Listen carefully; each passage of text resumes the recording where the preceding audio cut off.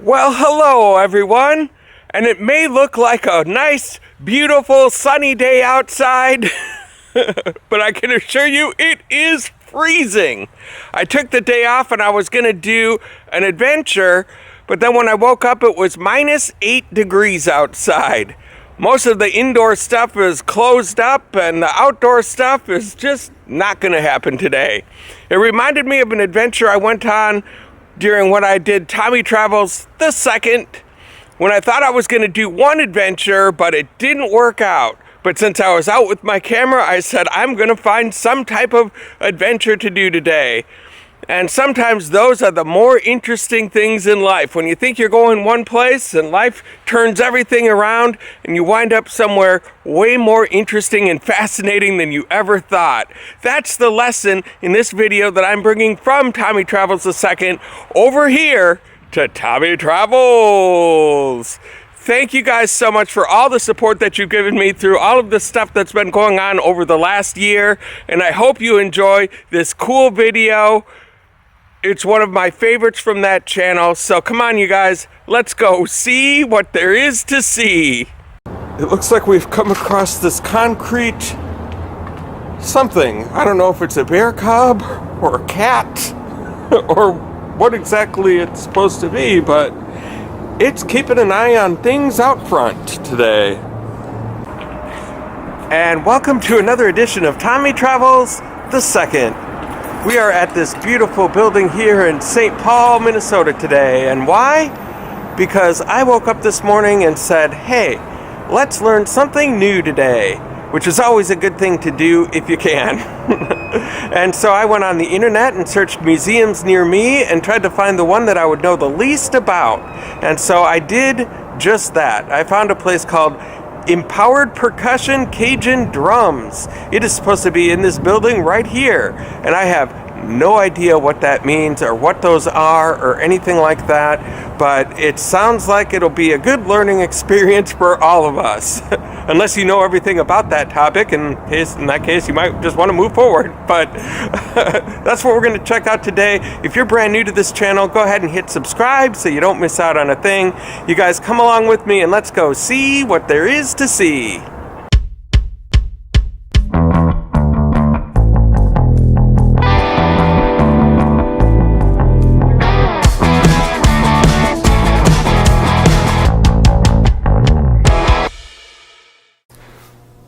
Well, it looks like the old internet has lied to me. There is no Empowered Percussion Cajun Drums anywhere to be found in this building. But that's okay. We are still going to learn something new today. I don't know what it is, but it's going to happen in this building. Well, it looks like we have come upon a bunch of studios, music studios. This is Nautilus Music Theater right here.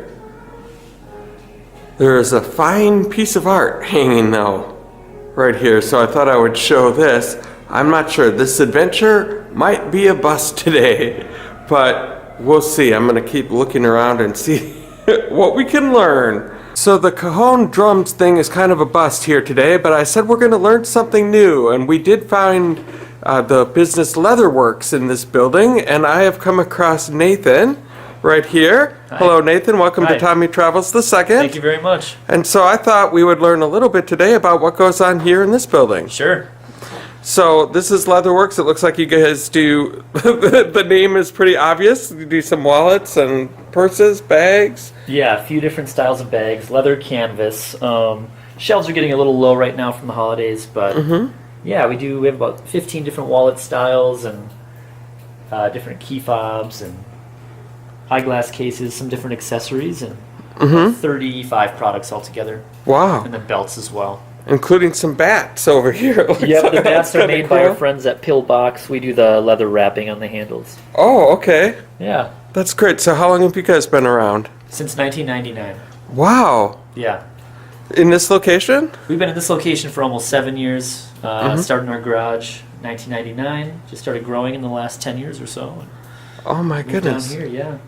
Wow. So how long have you been here? Full time for almost 7 years as well. Okay. Wow. And Yeah. what do you do? What is your role I do here? most of the sewing, photography, media, everything like that. Oh, so you take the pictures and that's what Take the goes out on pictures the and internet? make do all the sewing, and we have about, including my parents, probably 5 or 6 people here all the time. So this is a family operation? Yep. Yeah. That's awesome. Yeah. And then, so like by the sewing, like this stitching we see right here, and you do that by hand? We use Or- machines. Machines, okay. Certain things we hand sew, like wallet styles, kind of like that. Oh, okay. Our Wow. camera straps, this wallet style as well. Wow. Yeah. That is very interesting. And some keychains. Yep, a few different key fob styles. What is this? Rail spike. It's a wall hook. So you can kind of see them by the door over there. We use a few for ourselves. We get old rail spikes, we tumble them, grind off the rust, bend them, sand them. Cool. Swing. This yeah. place is neat. Yep. Wow. Yeah, so I can give you a little tour back here too. Yeah, sure. This is the beta. What was your name? Zavida. Nice to meet you. Welcome to Tommy Travels II. What are you doing over here? We're working on some wallets right now. Oh, okay. Yep. So Zabeta is one of our sewers. Oh, I see. And yeah, so just kind of a long process. A lot of different pockets and things like that.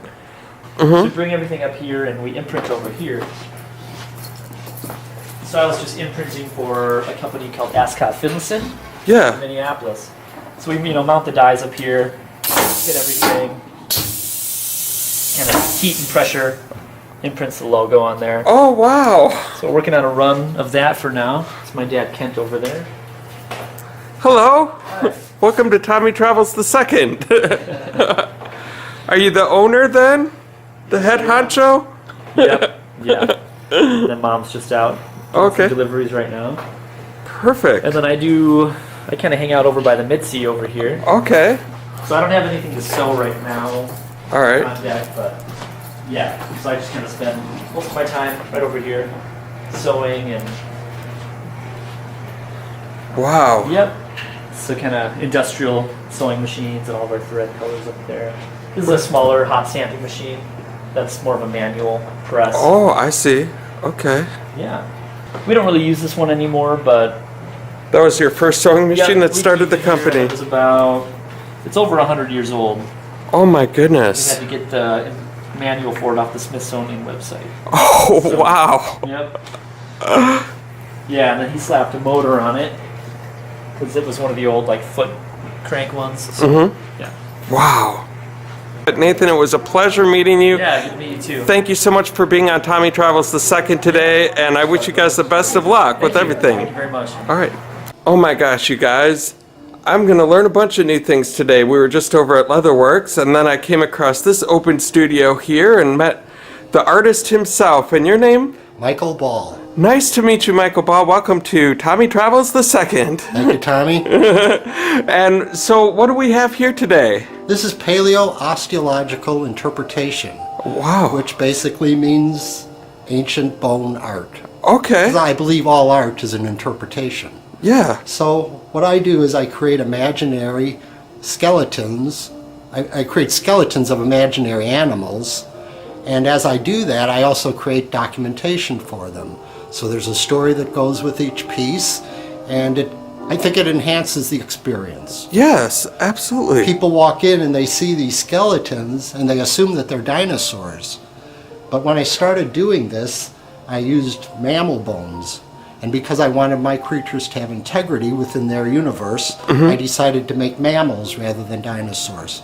So every piece in here is actually a mammal, Oh my gosh. just like you and me. Oh, wow. Here we have the father, and the male of the species has a secondary head, Oh my goodness. which is why it's called Chilocotharia laurentian. Because the Laurentian Divide in northern Minnesota is where the tributaries of the St. Lawrence separate to flow in two directions. So that's why this became the Chilocotharia laurentian. It's based on an actual prehistoric mammal from the Miocene period, approximately 25 to 30 million years ago, who had this very unusual posture. Even in the Bible of paleontology, it's described as one of the most bizarre creatures to ever live. It's in the horse family, but You can easily see how some people would say it resembles a gorilla. Oh, yeah. And this is made from about 90% real bones from contemporary mammals. Oh, really? Yes. Here we have the calf, who is also a male. Okay. Wow. And this is the mother. She's very serene, as you can see. And rather than a secondary head, the females have a club at the end of their tail. Oh, my goodness. And everyone is free to interpret what that might be used for. What is your interpretation of what it might be used for? Well, most adaptations are aimed towards mating rituals. Oh. So this may have been used as a encouragement of the male, or it could have been used as a club to beat him over the head or something to get him aroused. Who knows? Or keep the kid in line, maybe. Endless possibilities. Endless possibilities. Wow, this one over here looks like a cobra, kind of. Right This is a piece I've been working on for several years. It's going to be a piece that addresses the idea of hope, actually. We have this serpent-type creature here. Oh, And I'll put it together a little bit here for you. From the shell, which represents the sun or life, we have this DNA strand emerging. oh my goodness. And that will eventually transform into a tree, which will be grasping the churning planet in front of it. Oh, wow. That is incredible. Thank you, thank you. This is amazing. Now here we have a mask. I also create masks. This mask I created in 2018. It's, according to the story, it was found from the civilization existing in the primeval forests of Germany and Poland in the 14th century. And it addresses the giant brown bear who they worshipped. And also the animal was the bear, the god, the bear, was able to make the wind invisible for us. Oh, wow. So here we have the mask.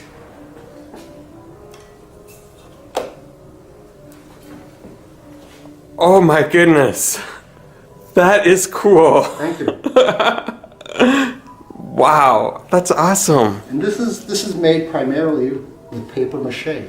Okay. The face of it is from the pelvis of an animal, but the rest of it is basically paper mache. Then you got a rocking horse down there, it looks like. Or a rocking something. It is a horse, but in keeping with the rest of the place, it's a prehistoric horse. Okay. At this point in the horse's evolution, well, like all mammals, horses began with 5 digits on each leg. And as the environment changed, they adapted. So at this point, about 25 million years ago, the horse had 3 hoofs on each leg. And as time passed and the environment changed, the 2 smaller ones regressed and the middle one became larger. And you have the modern horse. Yes. And remnants of these bones are still present on modern horses. Oh. In fact, because like any life form, a horse will retain its genetic information, horses still turn up occasionally with this adaptation. In fact, Julius Caesar had such a horse, and they said it was a gift from the gods. And it does rough. And it has a beautiful shadow, as you can see. That sure does. What is this? This is the griffin, the mythological animal that combines the eagle and the lion. Oh. And it symbolizes the joining of opposing ideologies, something that is still relevant to us. Yes. And I didn't want to just stick a pair of wings on it and say it could fly, so I went to the University of Minnesota Vertebrate Collection where I could study eagle skeletons. And that allowed me to reproduce the bones that make up the flight mechanism of the eagle and incorporate them into the griffin, so it would be able to achieve flight. For the neck, I didn't have the skills to sculpt that well at the time, so my wife and I contacted an ostrich ranch in Illinois. They sent us an ostrich neck, which we baked in the oven and ate, and I had my vertebrae. So what's this guy over here then? This is the Oculus altus. That means tall eye. Tall eye. And as you can see, it's a cyclops. Oh my goodness. Okay. And to compensate for having a single eye, nature always compensates for what seems to be handicaps.